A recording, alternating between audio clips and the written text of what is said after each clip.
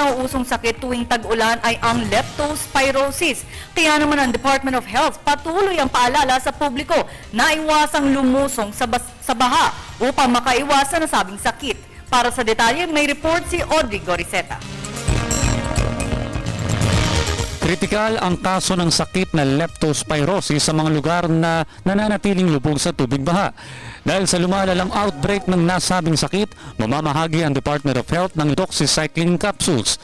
Ang doxycycline ay isang uri ng antibiotic na gamot laban sa leptospirosis. Ay namimigay ng doxycycline capsule, parang prophylaxis ang tawag namin doon.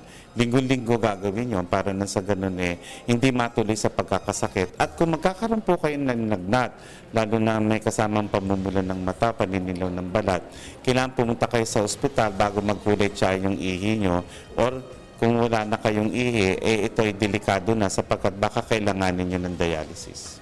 Ayon pa kay Dr. Tayag, sa ganitong panahon, bukod sa leptospirosis ay marami pang sakit ang kailangang iwasan ng publiko, lalo na sa mga naninirahan sa mga binabahang lugar at yung mga tumutuloy sa evacuation centers.